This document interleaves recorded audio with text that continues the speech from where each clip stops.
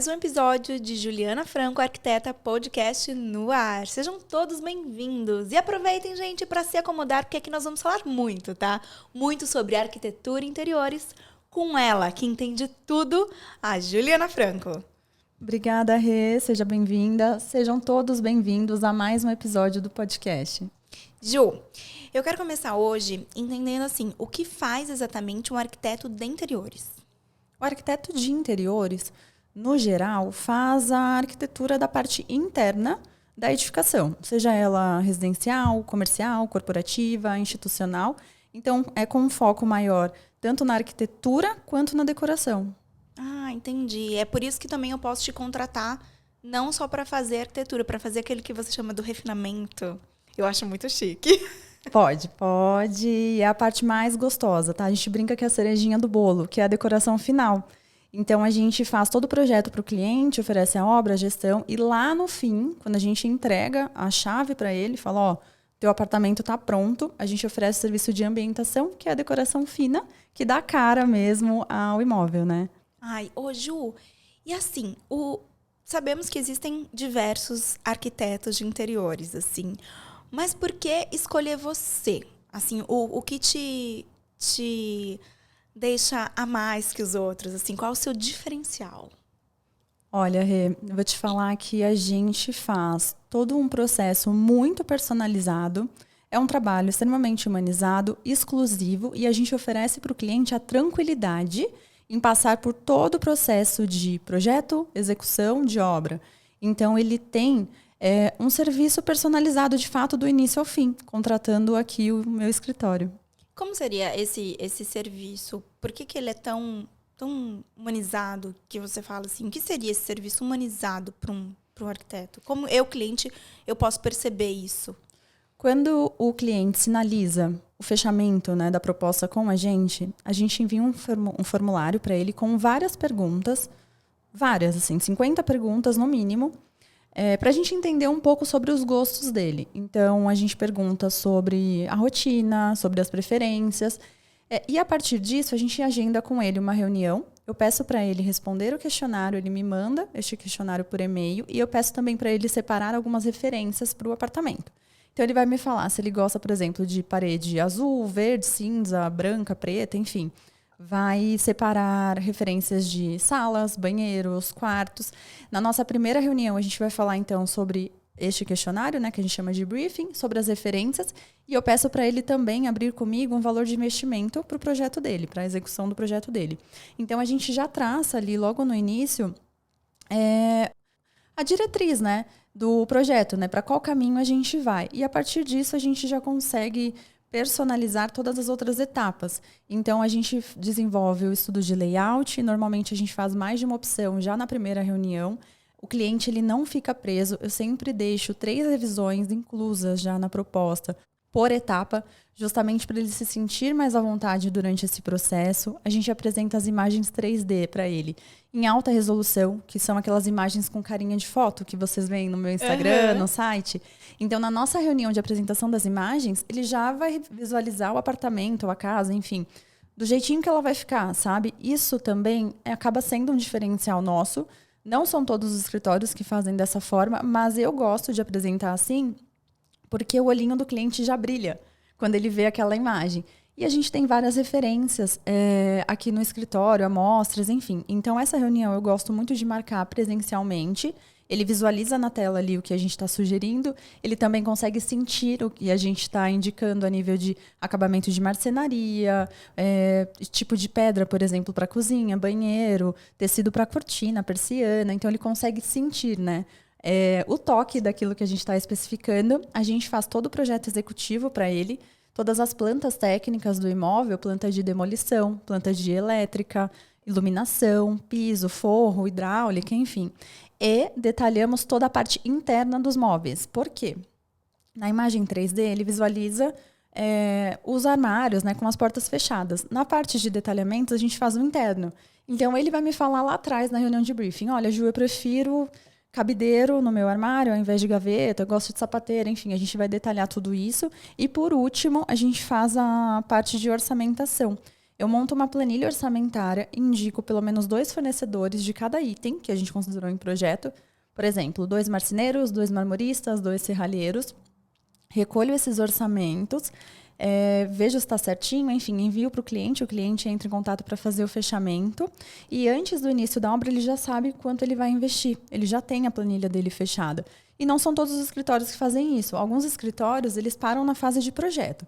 Então, tudo isso que você falou é o seu projeto. É só o projeto, exatamente. Alguns escritórios, eles param na fase de executivo. Apresentação de plantas, detalhamentos e só. Eu não. Eu apresento também a planilha orçamentária porque ele precisa saber quanto ele vai investir. E, além disso, Rê, eu também indico os fornecedores que a gente já é acostumados, né, a trabalhar. São fornecedores que são empresas independentes, a gente não tem nenhum vínculo, mas como eu faço obra e gestão, já passaram vários fornecedores aqui pelo escritório.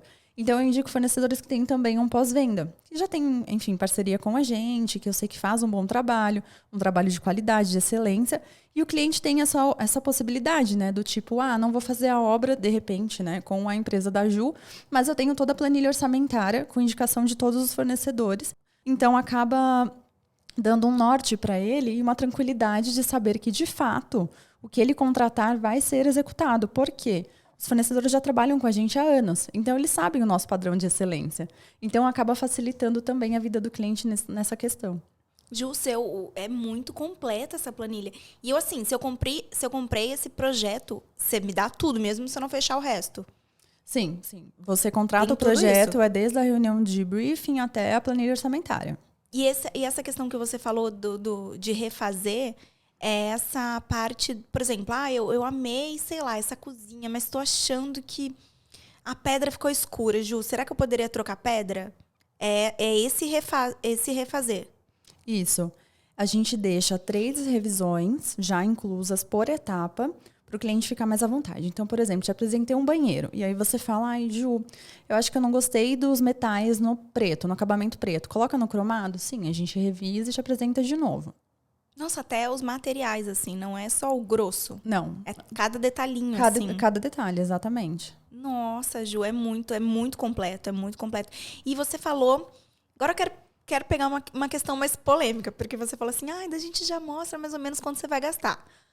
Ju, a maioria das obras que eu conheço, você contrata um negócio, depois você termina quase pagando o dobro. Por que com você não é assim? Porque a gente já orça antes, Rê. Normalmente acontece isso quando o cliente, às vezes, não conhece o fornecedor e ele não tem certeza do que está sendo orçado para ele. A gente revisa o orçamento antes do cliente fechar. Então, eu sei o que tem que estar naquela planilha, o que tem que estar naquele escopo. Eu sei o tipo de material que ele está usando, o tipo de ferragem, se tem amortecimento nas portas, por exemplo, de armários ou não. Então, a gente já refina o orçamento antes. Quando o cliente contrata, dificilmente vai ter um extra, porque já foi revisado pelo escritório de arquitetura. Entendi. E, por exemplo, em questão de valores, né? Primeiro, acho que o que eu quero saber é, em geral, assim, quanto que fica para eu reformar um apartamento? Boa pergunta. Pergunta que mais me fazem, tá? Quanto que fica? Então, depende muito da especificação, claro. A gente até brinca, né? Que o céu é o limite, mas vou te falar um valor médio, tá? Antes da pandemia, o valor ficava em média 3,5 a 4,5 metro quadrado executado. Após a pandemia, a gente chega em média 6,5 metro. Isso dá obra, marcenaria, marmoraria, vidraçaria, eletros, com tudo incluso. Para morar. Para morar. Pronto, para morar. Entendi. Exatamente. E o que você acha que, assim, em questão de valor, assim, se você pudesse dar uma dica, assim, nossa, isso aqui não economiza. Não economiza nisso. Tenho? Tem? Com certeza. Porque sim, sempre tem, né? Obra e marcenaria.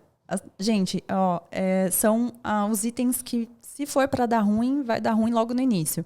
Então, você pode economizar, por exemplo, na especificação, no tipo, né, de porcelanato, no tipo de madeira que você vai usar, no tipo de material para bancadas, no tipo dos metais para banheiros, iluminação, no geral, tá? A gente consegue enxugar a planilha com esses itens. Mas não economize na empresa que você vai contratar para executar a sua obra e na marcenaria, na empresa de marcenaria. Por quê? São as 2 empresas de maior peso, né, durante ali o processo de obra. Se a empresa da civil atrasa ou enfim, compromete o andamento da obra logo no início, já abala o nosso cronograma. E a marcenaria é a mesma coisa, porque a civil entra, mais ou menos ali no terceiro mês, segundo mês a civil fica em stand-by, a marcenaria entra para fazer medição, depois confecção das peças, e se a marcenaria também atrasa, a gente não consegue entregar a obra. Então, são os 2 fornecedores mais importantes. Então, você falou de entrega de obra. Eu queria saber prazo. Você conseguiria me dar, assim, uma média, ou mais ou menos quanto que dura, a partir do momento que eu fechei com você o projeto do meu apartamento, em quanto tempo você me dá a chave para eu morar? Depende da metragem, depende também do que a gente vai fazer. Em média, um apartamento de 150 metros quadrados, tá? Vou chutar aqui. Para uma reforma completa, considerando um apartamento novo, a gente pode calcular uns 6 meses de obra e mais uns 3 meses e meio de projeto. Então eu junto tudo. 9 meses. Aproximadamente. Para eu poder morar. Para você morar. Por isso que a gente fala para o cliente contratar o escritório de arquitetura sempre com uma certa antecedência. Por quê? Eu falei 3 meses e meio, mas tudo vai depender da quantidade de revisões que vai ter durante o processo de projeto, vai depender da agenda do cliente, se é um cliente que responde rápido, se é um cliente que tem uma agenda, às vezes, um pouco mais apertada, deixa para responder apenas aos finais de semana. Então, tem várias variáveis, mas é um prazo legal, assim, 3 meses e meio projeto e 6 meses obra. Mas como seria assim? Porque o cliente tem que... Porque, ó, no nosso último episódio, você falou que se eu for um cliente que eu não gosto de pisar na obra, eu posso contratar você, que eu não vou ter dor de cabeça, que você vai resolver tudo pra mim. Sim. Então, em que parte o cliente entra, assim? Na parte de definição de projeto. Por exemplo, a gente fez a nossa primeira reunião para estudos de layout, que é aquela plantinha baixa com indicação de sofá, mesa, cadeira, poltrona, enfim. Eu te apresento aquilo, você sai do meu escritório com a planta. Normalmente, a gente dá um prazo para o cliente pensar. E, às vezes, o cliente tem uma agenda cheia, enfim. E ele acaba demorando um pouquinho mais para retornar. A gente só vai fazer as alterações, caso tenha, após o retorno dele. Então, se ele demora 20 dias para retornar, a gente atrasa 20 dias no processo. Entendi. E a partir do projeto fechado, que parte que o cliente entra? O que ele mais se acha que vai depender dele? Fechamento dos orçamentos. Que é aquilo que você falou que já vem na planilha. Que já vem na planilha. É entrar em contato com o fornecedor para alinhar a forma de pagamento, prazo, enfim. Mas a gente já envia isso planilhado, a gente já envia, inclusive, com uns links aí. Quando é, por exemplo, algum item que ele vai comprar pela internet, que ele não vai entrar em contato com o fornecedor diretamente por telefone, é muito didático até. Ele acessa a planilha, lá tem o link, tem o valor, no caso de fornecedores, tem o contato, o nome da pessoa. Então, ele só precisa entrar em contato, a gente brinca que é a parte chata, né? Fazer o pagamento. Ele precisa entrar em contato para fazer o fechamento. Aí, a partir disso, ele envia para a gente a nota fiscal com o pedido e a gente entra no jogo, entrando em contato com todos os fornecedores para alinhar medição técnica, início de produção, término de produção, início de montagem, término, enfim, para a gente alinhar um cronograma geral. E é aquilo até que você falou, né, Ju, no episódio passado, que você vai enviando daí etapa por etapa para o cliente, falando, agora tá na época disso, agora tá na época disso. E, nossa, eu pelo menos desconheço a arquiteta que passa assim, tem essa opção, liga para algum desses 3 que você preferia ou pro seu de preferência. Tipo, mas eu nunca vi com tantas referências. Sim, a gente indica pelo menos 2 fornecedores de cada item para o cliente e a gente dá margem para ele também trazer um fornecedor dele para o escritório. Então, a gente deixa realmente o cliente bem à vontade. E na fase de fechamento, a gente avisa o cliente quando ele contrata a gestão. Por exemplo, chegou a hora de você contratar a civil, a marcenaria, a marmoraria. Mas você não precisa comprar a iluminação agora. Você pode comprar daqui 15 dias. Aí você já vai se organizar financeiramente. Quando chegar na semana, eu vou te avisar, chegou a hora de você comprar a iluminação para o apartamento, porque a gente precisa considerar o prazo na planilha. Então, a gente ajuda também os clientes em relação a essa logística de obra. É muito bom, porque eu fico pensando, imagina a obra tá do zero, um cliente se empolga e já compra o fogão. Não, e chega lá o fogão, não. você fala, gente, onde que eu coloco esse fogão durante minha obra, querido? Então, acho que isso que é bom, né? Não. Você avisar, ainda não, espera um pouquinho para comprar as luzes. É isso mesmo. E a planilha, ela é feita por etapas. Então, a gente coloca tudo que ele tem que fechar na primeira etapa, na segunda e na terceira. É uma forma muito simples do cliente conseguir visualizar por ordem de fechamento de fato. E eles sempre perguntam, Ju, chegou a hora de fechar?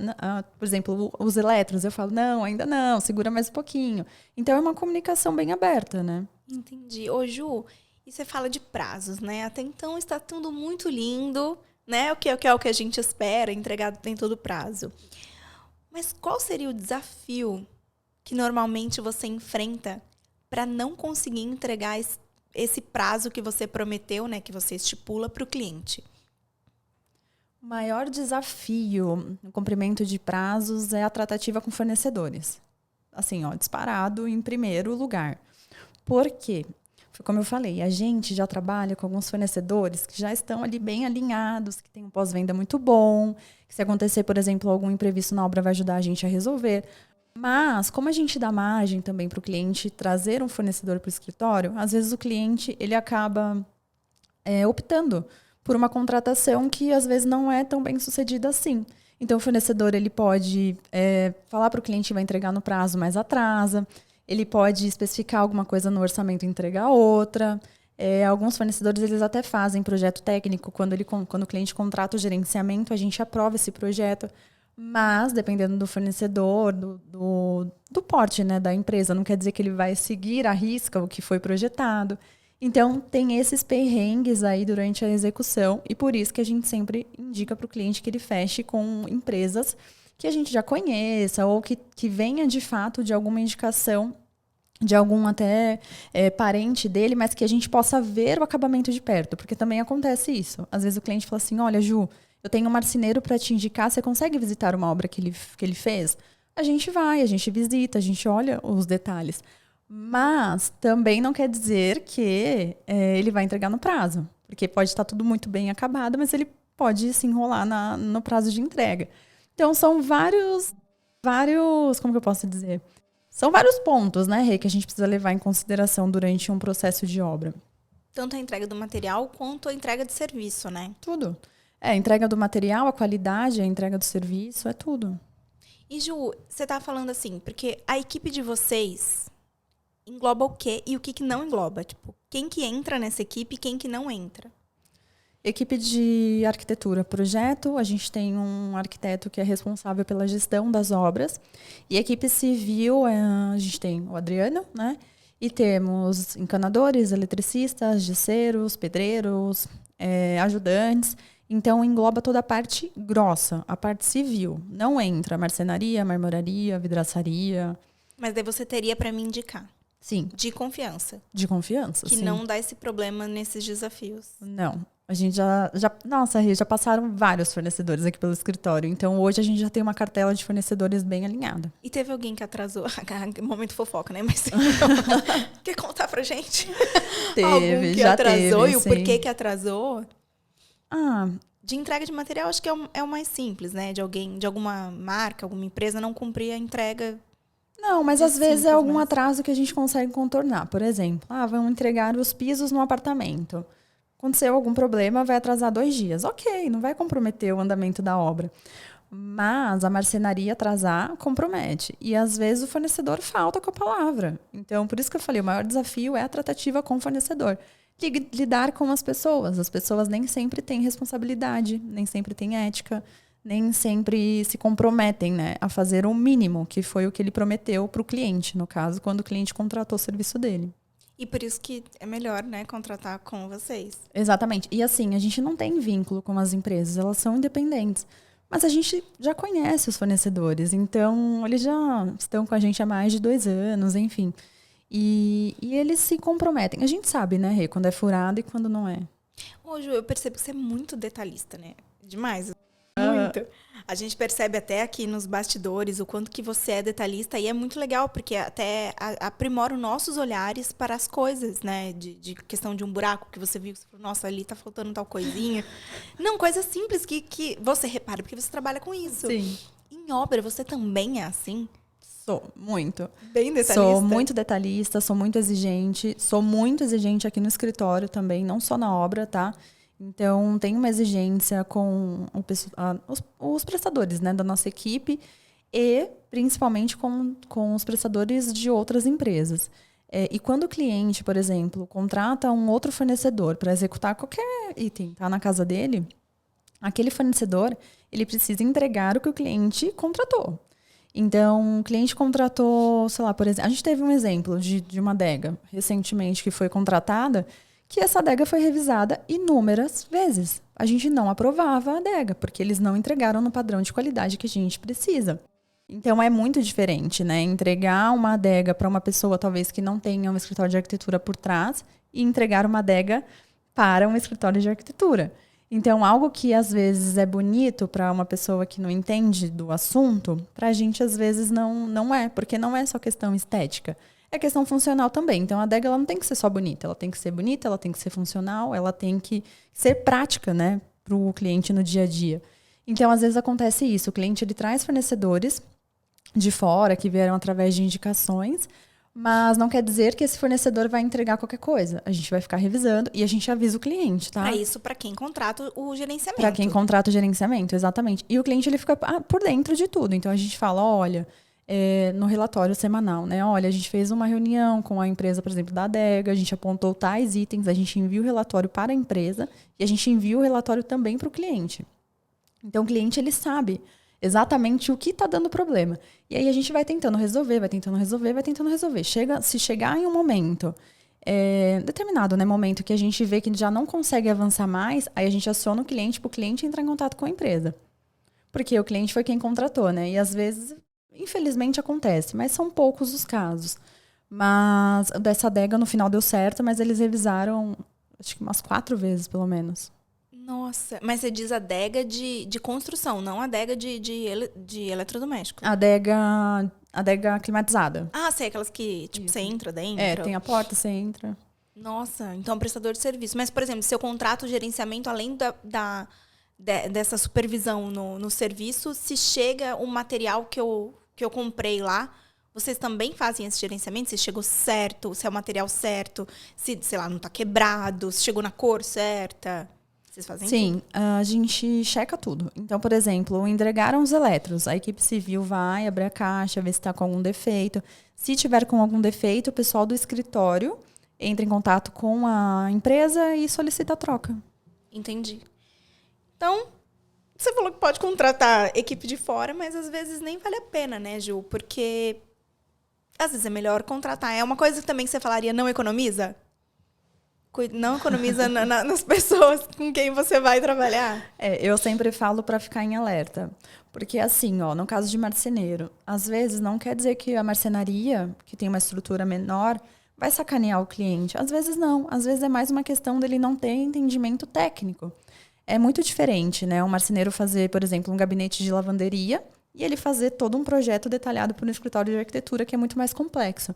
Então, às vezes, não é que a pessoa está agindo de má fé, é que ele não tem capacidade técnica para executar aquilo. E acontece, já aconteceu, sabe?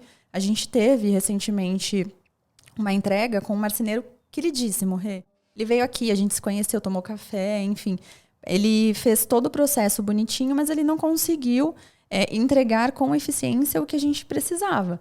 O cliente optou pela opção mais acessível, o cliente sabia que tinha, né, essa possibilidade de repente não conseguir fazer o que a gente precisava, mas não foi por má vontade dele, pelo contrário, ele era super solícito, proativo, responsável, mas ele chegou no limite dele. Às vezes ele não tem a tecnologia necessária. A partir dali ele não ia conseguir avançar mais. Então tem todos esses fatores que o cliente precisa levar em consideração. Sim, com certeza. Ô Ju, e eu posso assim fechar o projeto com você, a obra com outra pessoa, mas pedir para você para aqui fazer o gerenciamento? Não. Não pode. Não, a gente só faz a gestão das obras que a gente executa. Antes a gente fazia, desde o ano passado a gente optou por não fazer mais. Porque daí não são a sua equipe, né? Porque a gente monta um cronograma para o cliente no primeiro mês de obra. Se a civil que ele contrata fura o cronograma, compromete todo o restante dos serviços. Aí, ao invés de gerar uma expectativa boa, acaba gerando uma frustração logo no começo da obra. Então, é muito chato. Quando eu faço a civil, eu garanto que a minha parte eu vou entregar no prazo. Sim. Ô, Juda, a gente está falando muito das pessoas entregarem tudo. Mas, assim, se eu não tenho o conhecimento, que obviamente acho que nenhum cliente vai ter o conhecimento que você tem, né? Não sei se for da mesma área. Como que eu faço para a escolha desses materiais? Eu tenho que ir nas lojas, porque assim, tudo bem que você me dá essas opções, né? Que é muito bom, né? Não é só uma coisa, é muito bom você me dar essas opções. Mas como que eu faço para escolher? Eu acompanho. Quando o cliente contrata o meu serviço, eu já deixo incluso pelo menos 2 visitas técnicas, tá? Depende da metragem. Metragens pequenas a gente deixa 2, metragens maiores 3, 4. E para que eu uso essas visitas? Para escolhas de revestimentos, escolhas de mobiliário. E de resto, o que a gente não precisa ir à loja, eu tenho aqui no escritório. Então, eu tenho várias amostras aqui. A gente já faz uma pré-escolha no escritório. E aí, as peças maiores, eu acompanho o cliente à loja. Ai, que legal. Você tem aqui pra ir mostrando pra... Tenho, Ai, que legal. tenho sim. Por isso que eu gosto de apresentar o projeto 3D aqui no escritório. Porque aí ele visualiza, por exemplo, uma cortina. Ele me pergunta, Ju, mas qual é o tecido da cortina? Eu tenho uma amostra aqui para ele sentir, conseguir tocar, sabe? Nossa. Então é muito praticamente prático. 4D, então. A pessoa até encosta no... Muito legal, Ju. Boa. Porque a gente entender, olhando, muda, né? Porque você consegue visualizar, né? De fato, sentir, tocar naquilo. Então você vai até a loja com o cliente para fazer as escolhas juntos e até para mostrar o que fica melhor, o que não fica melhor. Isso. Tudo que a gente coloca no projeto 3D existe no mercado. Sofá, cadeira, poltrona. Mas, por exemplo, uma poltrona que é confortável para mim pode não ser confortável para você. Então, eu já deixo essa visita inclusa para eu acompanhar o cliente à loja. A gente testa o mobiliário, dependendo do modelo que ele escolher. Normalmente, eles seguem um conceito, tá? Então, às vezes, muda um pouquinho e aí eu ajudo na especificação do tecido. Da cor, tecido, do modelo, enfim. Muito prático. Extremamente prático. E é fundamental, tem que ter. Porque não é só estética. Às vezes, por exemplo, o cliente tem pet. Tem que ser um tecido de alta performance. Então, também tem uma questão técnica, né? Não é só decorativa. Por isso você fala que é tudo muito personalizado, né? Você tem tudo muito personalizado. Você tem criança. Exatamente. Eu lembro uma vez, eu não sei se você lembra, mas quando a gente se conheceu no evento, eu comentei com você sobre criança e cozinha. E você disse que realmente tem que saber para a criança não conseguir abrir Você lembra disso? Porque você tem que saber quem que tá naquela casa, né? Porque senão as crianças conseguem abrir, sei lá, uma gaveta cheia de faca. Exatamente. E eu achei, caramba. Por exemplo, tem um sistema, né, que a gente chama de fecho-toque. Que você encosta na porta de marcenaria, gaveta, você só dá um toquezinho, ela abre. Um casal, né, com crianças em casa, criança pequena. Imagina, não vai funcionar. Essa criança está aprendendo a andar encostando nos móveis e as portas e gavetas abrindo. Não, se ela descobrir isso, vai ser o brinquedo preferido. Não dá, né? A criança andando, encostando e o pai e a mãe atrás fechando. Então, a gente precisa, de fato, entender a realidade do casal, né? A realidade da família. E é por isso que nesse seu relatório lá que você disse que tem no começo, é tão detalhado, né? São coisas que a gente acha que não é como que é a rotina da família? Por que ela tem que saber a minha rotina? Tem que saber. E tem que saber, né? Tem. E eles tiram um tempo. Eles falam que é divertido preencher. Não, e eu acho, porque você começa a pensar coisa que você não pensava. Igual você falou da rotina. Eu falo, gente, como que é minha rotina para eu responder pra Ju fazer, sei lá, a minha sala dos sonhos? Exatamente. E é bem aquilo, porque às vezes você não olha, né? Pra si, assim, pra dentro, né? Você olha pra fora. Então, quando a gente envia esse relatório, eles falam, vamos tirar aqui um momento.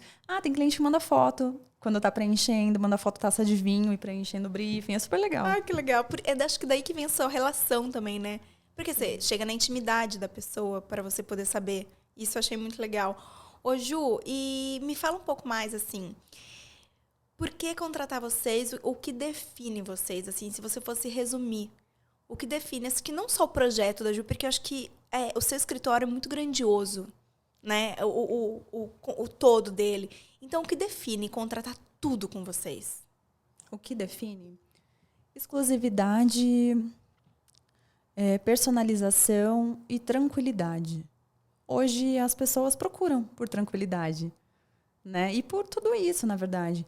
Então, contratar a nossa equipe do início ao fim, o cliente tem a certeza que ele vai passar por todo o processo de uma forma leve, sem participar de perrengue, sem ter dor de cabeça. Então, num resumo, é isso.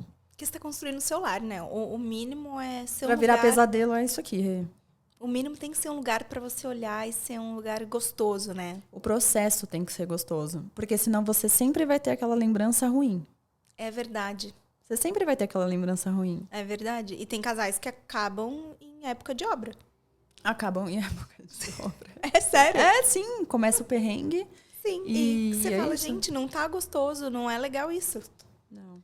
Olha, gente, eu acho que eu acrescentaria algo mais, Ju. Por conhecer o escritório, eu acho que excelência e qualidade. Com certeza. Eu acho que excelência é muito pela questão de você ser detalhista e pela questão de eu contratar um serviço e eu estar tranquila. Porque eu vou ter gente ali para olhar por mim, que serão os meus olhos, né? Sim. E eu me coloco muito no lugar do cliente, sabe? Eu faço exatamente o que eu faria para mim. Então, eu não... É muito louco, assim, sabe? Eu sempre tento pensar na melhor possibilidade para aquela situação. O que eu gostaria que um profissional fizesse por mim durante o processo, durante o projeto? Eu sempre me coloco no lugar. Sim, ô Ju, a gente falou muito de prazos, assim, que não dá para ter uma garantia, porque você falou, eu dependo de terceiros. Mas, assim, me explica um pouco mais. A gente até chegou a pincelar um pouco no episódio passado sobre garantia. Como que um arquiteto dá garantia? A gente dá garantia sobre a execução das nossas obras de 1 ano. Não é normal, não é comum também, mas a gente sabe o que a gente está fazendo, né? A gente não está aqui para brincadeira. Então, a gente dá garantia de 1 ano sobre toda a parte elétrica e hidráulica. Se o cliente mudou para o apartamento, aconteceu um vazamento, a gente faz uma visita até o local. Se a gente identificar que o problema veio ocasionado de algum detalhe da obra, a gente vai resolver. Se tiver que trocar algum piso, a gente vai resolver. A gente se responsabiliza pelo pós-venda também. Então, ele tem a garantia de 1 ano. Ju, agora, só voltando um pouquinho na sua resposta passada, que você falou que vocês colocam muito no lugar do outro, né? Mas, infelizmente, nem todo mundo coloca no seu lugar que é de bom gosto. E o que eu queria saber é como que você lida com o mau gosto dos clientes? Porque nem todo mundo tem esse olhar refinado seu, tem esse bom gosto que você tem, Ju. Como lidar com isso? É que bom gosto é muito relativo, né? Uma coisa que é bonita para mim pode não ser bonita para outra pessoa. Mas, no geral, os clientes eles têm um gosto muito parecido com o meu. Eles já olharam o meu Instagram, já olharam o meu site. Então, quando eles me procuram, eles já falam, Ju, eu quero minha cozinha igual essa daqui. E o legal, sabe o que é? Eles mandam as referências. E eles mandam várias referências aqui do escritório. E aí alguns falam assim, eu falo, me manda referência de banheiro. Não, os banheiros que você faz são maravilhosos, pode seguir. Eu mandaria aqui o seu.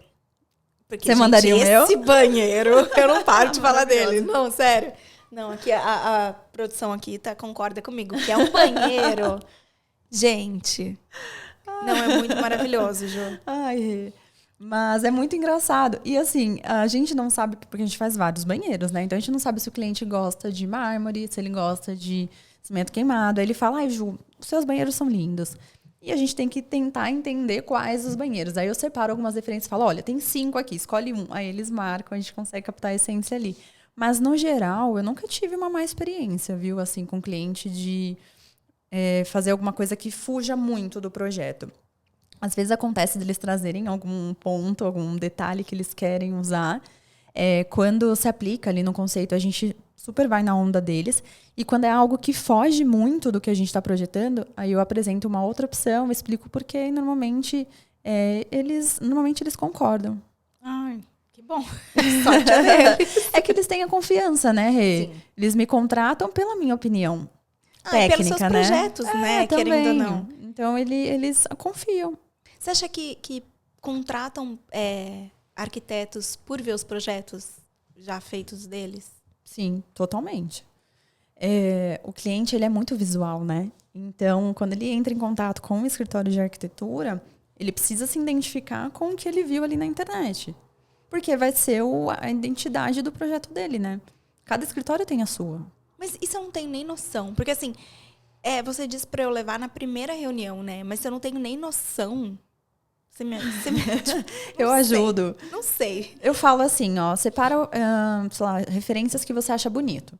Aí o cliente separa. Aí quando a gente faz a reunião, eu pergunto, olha, o que você gosta nessa imagem? Aí ele vai falando e eu vou estimulando ele a contar o que mais ele gosta ou o que ele não gosta, sabe? Por exemplo, uma cozinha. Eu falo, você gosta desse tom do armário? E esse revestimento na parede? E o tipo de bancada? Você gosta da cuba assim? Você gosta de lavar louças? Você quer torre quente? Você quer cooktop a gás ou indução, aí eu vou dando umas pinceladas ali e vou estimulando ele a falar. Aí a gente consegue captar já a essência dele. E você acha que tudo que você vai captando é de acordo com o dinheiro disponível que ele falou que tem para essa obra?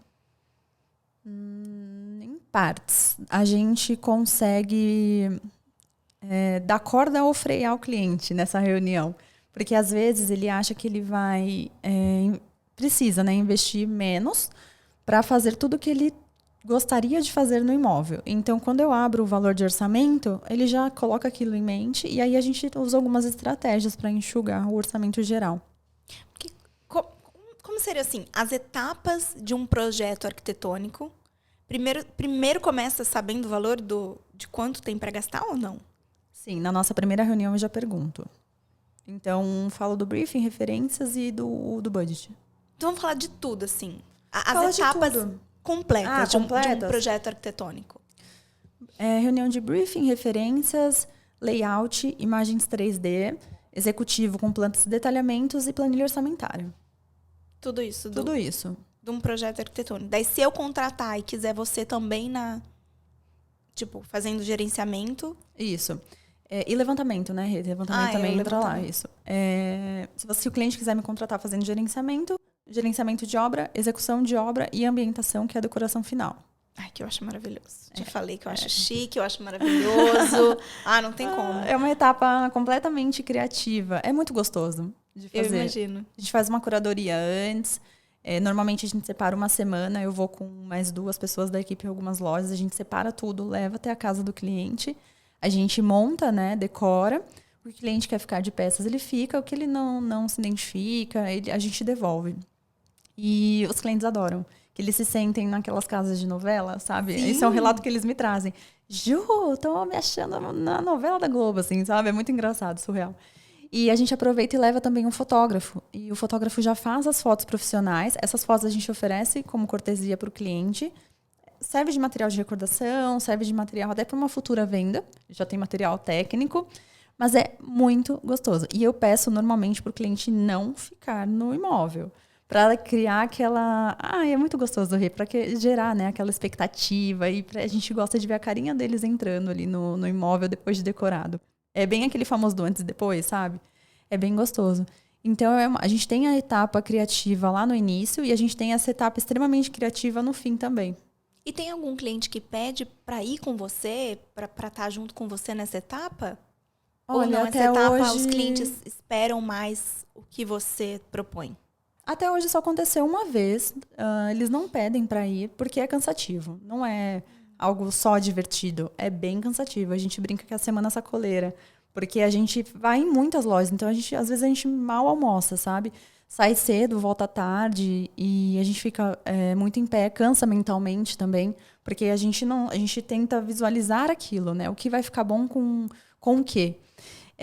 Então a gente faz um quebra-cabeças mental, basicamente isso. Explica assim, eu acho que é legal isso para quem está cursando arquitetura. Como que você faz esse refinamento? Como que você planeja ele? Que é muito engraçado, né? Para os clientes, você acha que ela só foi numa loja, pegou, tacou ali, ficou maravilhoso. Só que agora a gente está vendo que não é tão fácil. Então, assim, como que você faz esse planejamento? Você leva essas fotos e você decide antes e vai nas lojas ou não? Você vai batendo perna? Não, a gente já tem algumas lojas que a gente trabalha, que a gente confia, né? E normalmente a gente... Cada pessoa faz de um jeito, tá? Vou falar como eu faço.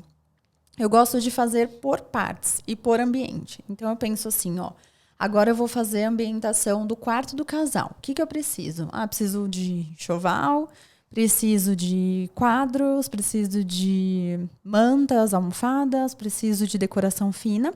E aí eu vou nessas lojas, né, separando ali, meio que eu faço uma listinha antes, né, dos ambientes, vou até cada loja e meio que separo as peças que eu vou precisar. Quando é algo mais específico, por exemplo, decoração. Decoração de peças menores, tá? Que é uma loja maior, eu vou fazendo por ambiente. Então, vou separar as peças do jantar. Aí separo, deixo numa mesa separada. Agora vou separar as peças da sala. Separo, deixo na mesa também. Banheiro, cozinha, enfim. Depois eu fotografo tudo e eu tento imaginar o que eu vou usar em cada mobiliário. Por exemplo, Vou agora separar as peças de uma estante. Tem um nicho de tanto de largura por tanto de altura.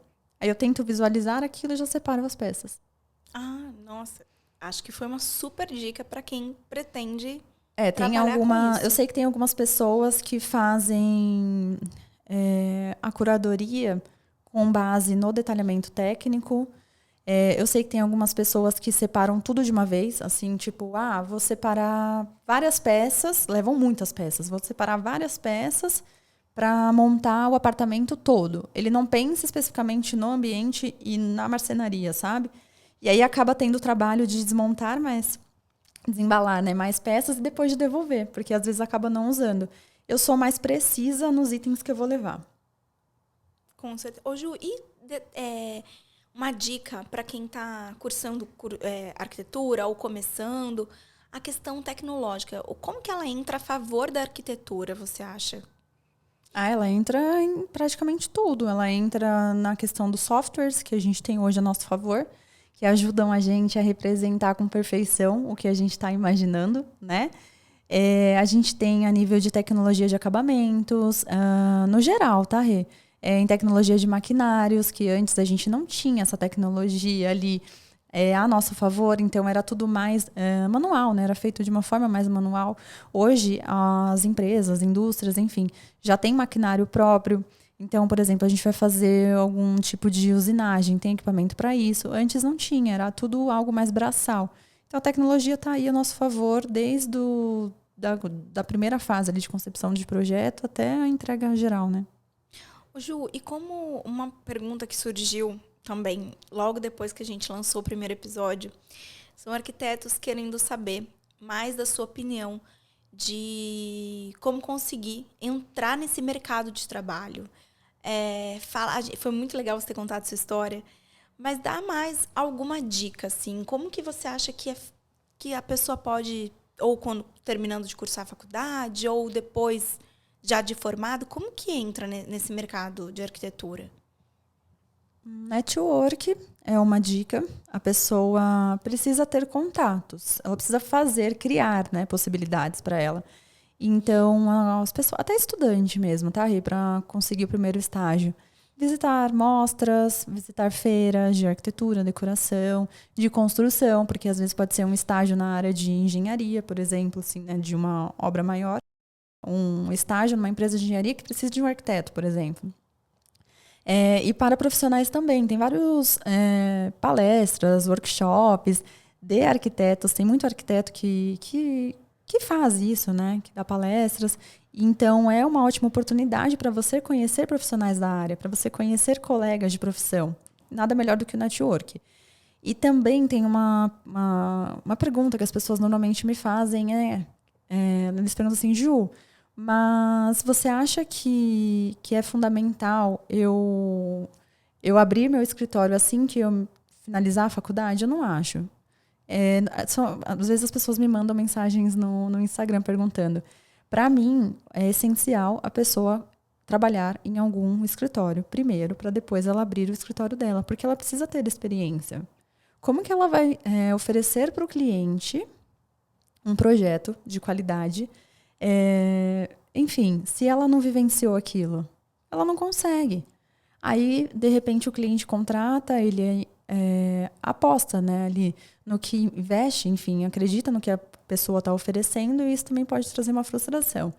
Então, eu recomendo sempre que a pessoa faça estágios, né, lá na fase de estudos, né, e que após a formação ela vivencie a rotina de escritório de arquitetura, porque ela também vai ter uma troca muito legal com os arquitetos que trabalham na mesma empresa.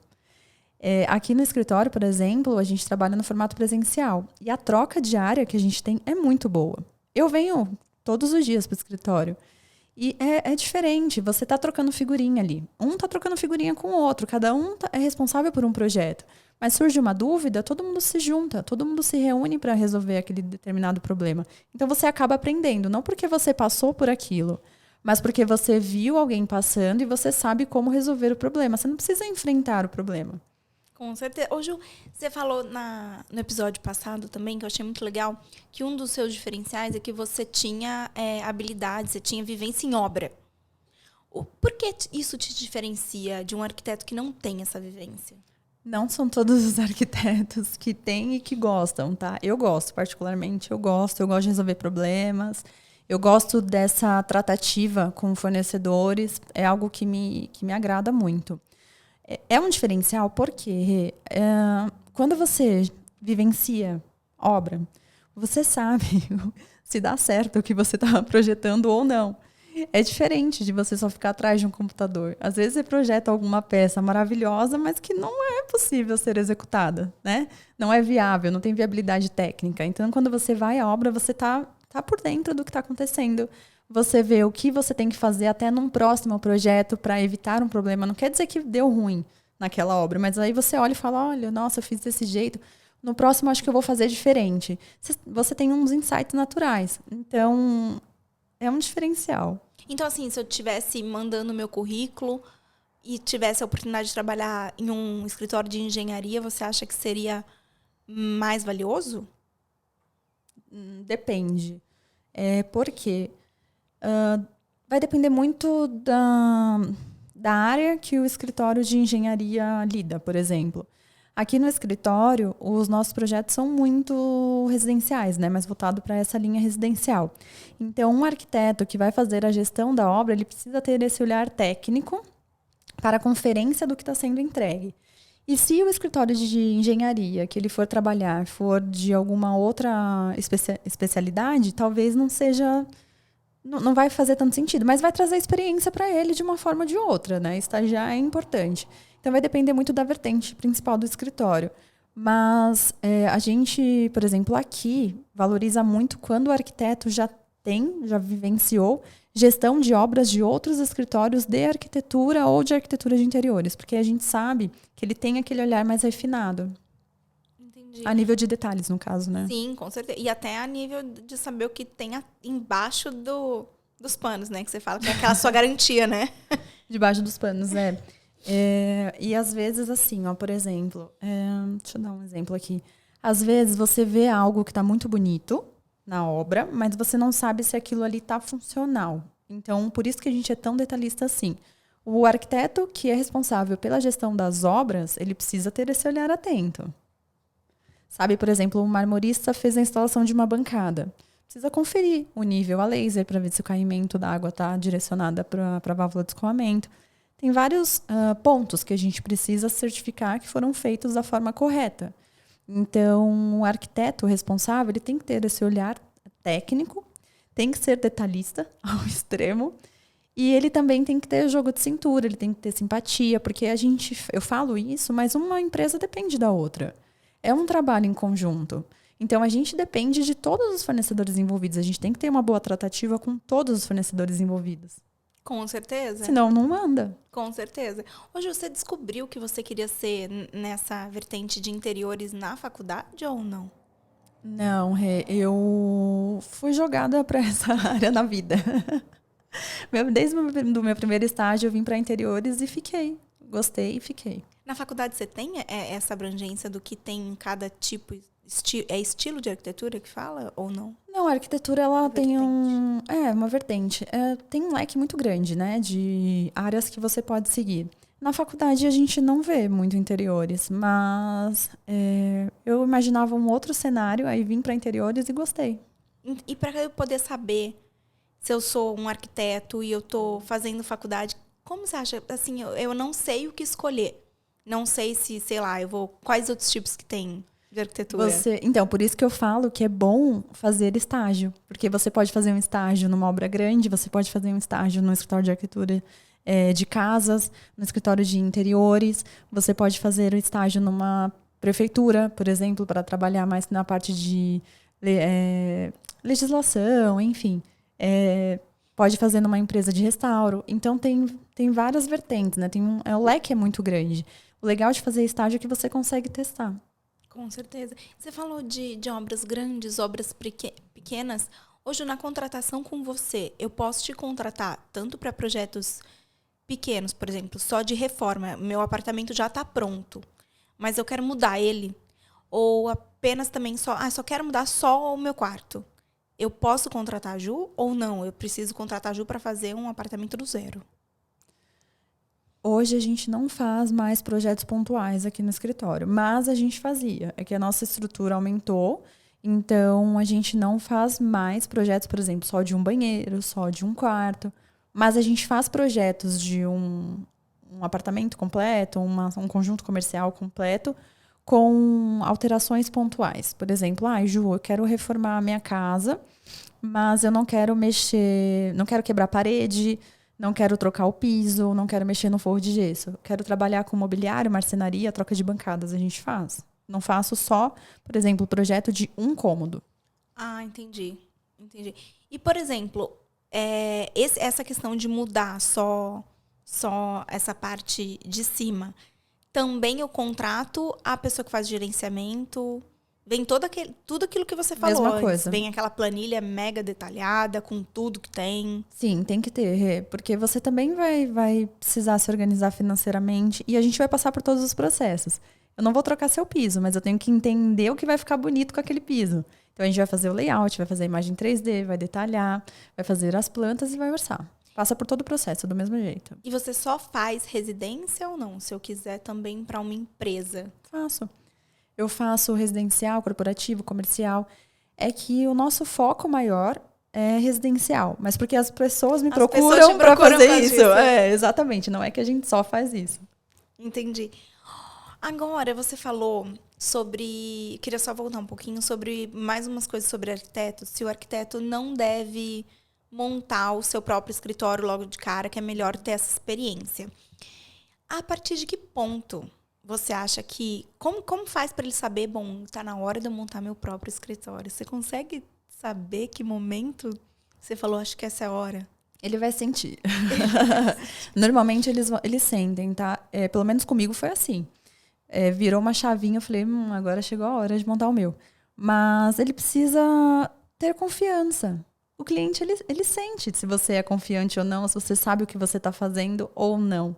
Então, a partir do momento que ele sente confiança, que ele confia no que ele está oferecendo para outra pessoa, ele pode abrir o próprio escritório. Não quer dizer que ele não vai apanhar, que ele não vai aprender, porque a gente aprende o tempo inteiro.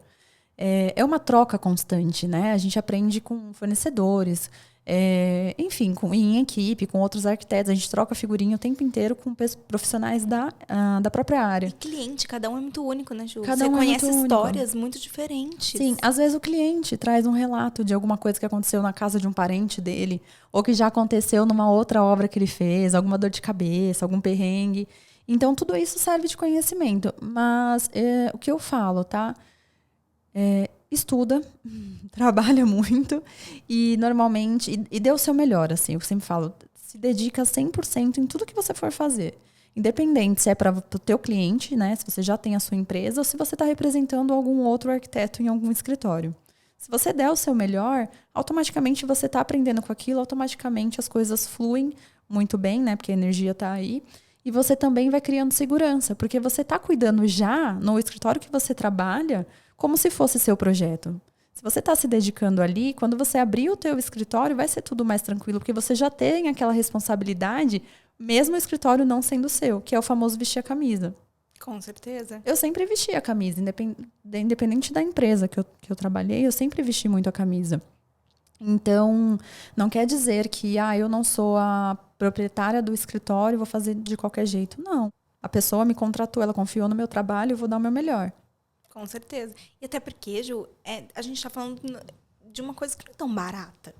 Fazer não é. reformas ou construir do zero ou pequenas modificações nunca são pequenas, né?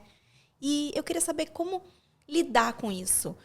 Com a sua criatividade, que é imensa, e com, por exemplo, uma restrição orçamentária do cliente. Como você faz isso?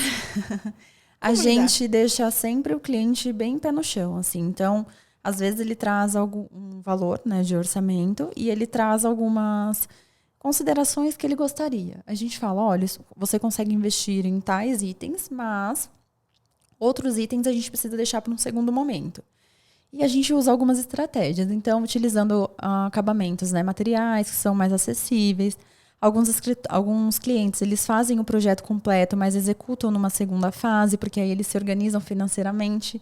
Essa é uma estratégia muito legal, porque como a gente faz, inclusive, a planilha orçamentária, ele sabe quanto ele vai precisar investir, né, para conseguir executar o projeto. Aí, às vezes, eles falam, Ju, faz o projeto dos sonhos, orça, eu vou me organizar, vou me capitalizar, daqui 6 meses eu executo. E, às vezes, o cliente ele faz toda a parte grossa, deixa, por exemplo, o mobiliário para um segundo momento, usa os eletros que ele já tem, compra também no segundo momento. Então, tem algumas estratégias que a gente usa aqui no escritório. E questão de economizar, eu acho que assim, além da dica que você deu, de alguns materiais que podem ser semelhantes, mas serem trocados, tem mais alguma dica, assim? Que é o que eu tava até conversando com você, né? Eu falei assim, eu vi um vídeo, Ju. Eu sou doida, gente. Eu fico vendo coisa e venho e trago pra Ju.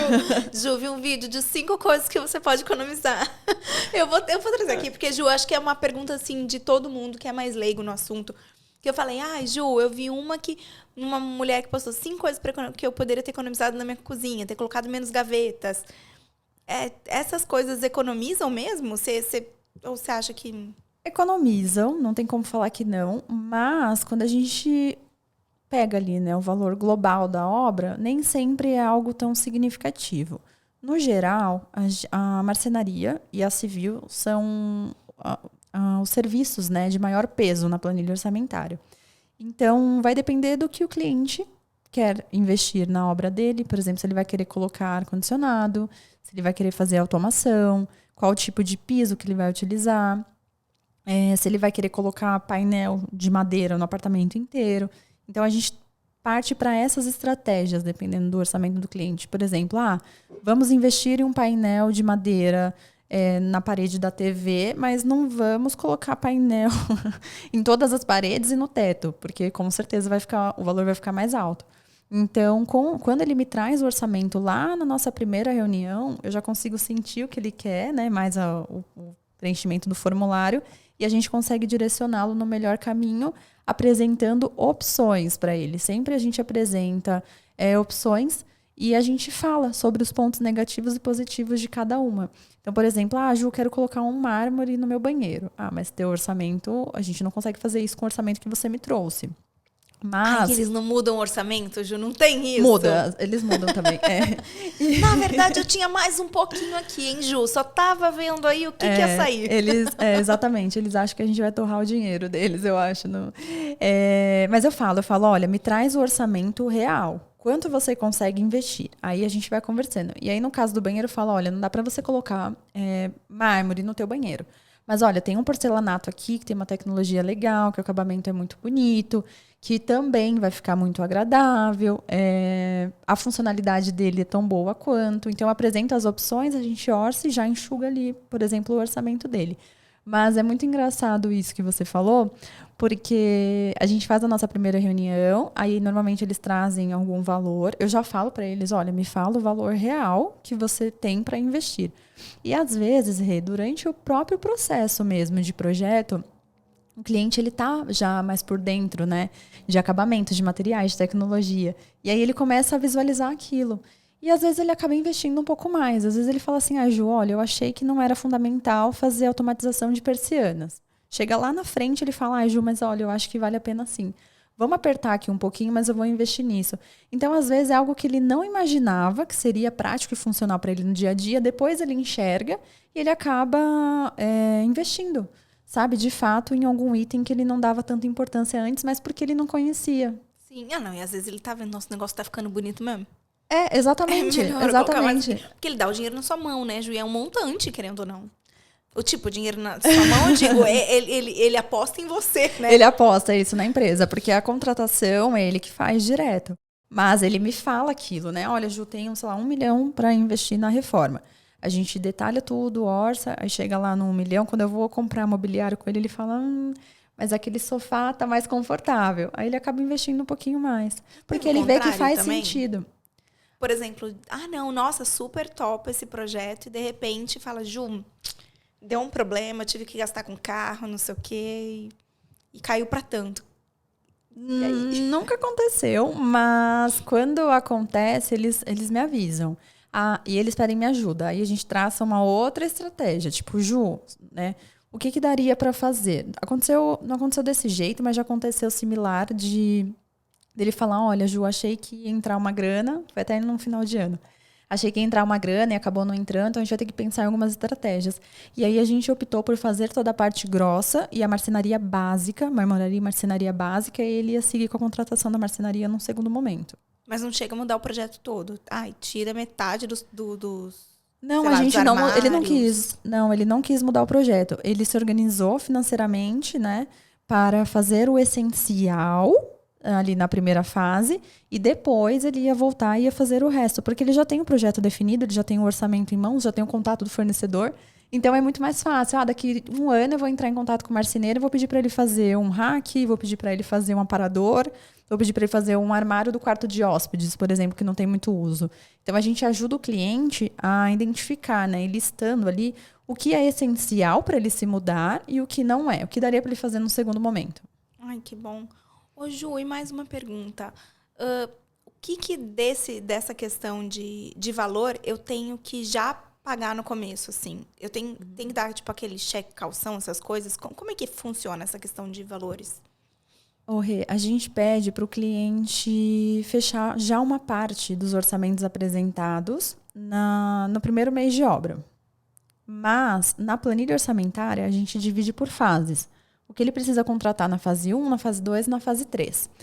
E a gente vai avisando o cliente quando chega a hora do fechamento. Então, eu diria que pelo menos 50% dos orçamentos apresentados é essencial que ele feche logo no começo para a gente conseguir alinhar com os fornecedores os prazos e montar para ele um cronograma de obra. E esse 50% seria só serviços, ou não? Só serviços, serviços com produtos, né? Assim, ele entra em contato diretamente com o fornecedor. Entendi. Ai, Ju, tem tantas perguntas, mas você acredita que já acabou o tempo? Já? Não, gente, nossa, juro. muito rápido. Eu fico assim, eu queria perguntar uma coisa, ela falou uma coisa, eu não perguntei. E olha, eu tenho certeza, sério, que não sou só eu. O primeiro episódio saiu, o que surgiu de pergunta, até perguntas pra Ju. Então, eu acho assim, Ju, que tal a gente deixar isso aberto para as pessoas poderem se comunicar com você? Deixa seu Instagram. E quem sabe, né, a gente pode trazer futuramente essas perguntas para aqui, porque eu acho que são muito valiosas, né, Ju? Então, passa o recado para eles de onde eles podem entrar em contato com você para deixar as perguntas. A gente pode fazer uma caixinha de perguntas. No Instagram? No Instagram. A gente abre uma caixinha de perguntas no Instagram. Eles perguntam, a gente traz para responder aqui no próximo episódio. A produção dá uma escolhida? Porque são muitas. São muitas, sim. Sim, aí a produção ajuda a gente com a escolha. A produção escolhe, traz, a gente responde aqui. Então, combinado. Ju, deixa o seu Instagram, então, aqui pra galera. Gente, sigam meu Instagram, julianafranco.arc. A gente vai abrir caixinhas de perguntas. Então, acompanhem. Mandem lá as dúvidas, tá? A produção vai separar e eu respondo aqui com a Rê. Daí vocês ficam atentos aqui que a próxima pergunta pode ser a sua. E também, se não for a próxima, pode ser a próxima. Exatamente. Vai aparecer. E pode ser tanto pergunta você como cliente ou você como arquiteto, porque eu acho que esse seu jeito comunicativo e simpático atrai todo esse público, Ju. Porque quem não quer, né? Que arquiteto que está começando agora ou que já está na área não quer ser a Ju, né? Não é mesmo? É uma referência para o mercado, Ju. Não tem como. E também para quem está construindo, quem tem interesse em ser cliente da Ju. Pergunta mesmo, Estudante, gente. Né, Rê? Estudante tem muita dúvida. Com certeza. E pergunta mesmo com a Ju. Dúvida que você tem vergonha de ligar aqui antes de ser cliente da Ju, né? Tem gente que tem vergonha, normalmente, né, de perguntar. Tem vergonha. Tem cliente que tem vergonha também. Tem cliente que tem vergonha às também? vezes no comecinho tem vergonha e depois se solta. Então, se você é cliente também da Ju, a gente não fala nomes. A produção escolhe, gente, a gente não vai contar. A gente não vai falar, não. Vai ser tudo aqui por baixinho dos panos. A pergunta que saiu, nem sei quem que é. Quem foi? Não sei. Quem foi? Não sei. Só não fala, tô construindo uma casa com a Ju e queria saber, que daí talvez saiba, né? Mas tenta ser assim, tô construindo uma casa aí. Mas eu sei quem são meus clientes. Não tem como. Poxa vida, achei. Mas tenta mudar. Pede, minha tia da minha mãe e da minha avó perguntou. Eu tenho uma amiga, minha amiga gostaria de saber. Eu gosto dessas. Então pode deixar aberto, Ju. A gente pode trazer ser. aqui. A produção que se vire, né, produção? Produção que lute. A produção que lute. E, Ju, muito obrigada. Agradeço em nome de todo mundo que te assiste. Obrigada por dispor do seu tempo para ensinar tanto, né, Ju? É tão difícil hoje em dia a gente que compartilha seus conhecimentos. Parece que é uma coisa tão fechada e você é tão aberta. Então, muito obrigada, Ju, mais uma vez por estar aqui, viu? Eu que agradeço. Sua linda. O prazer é meu. Obrigada, Rê. Gente, então é isso, é tudo isso. Infelizmente só isso porque acabou o nosso tempo. Mas a gente volta aqui, quem sabe, com a sua pergunta. Então entra lá no Instagram da Ju, deixa a sua pergunta, que a próxima pode ser a sua. Até o próximo episódio. Tchau!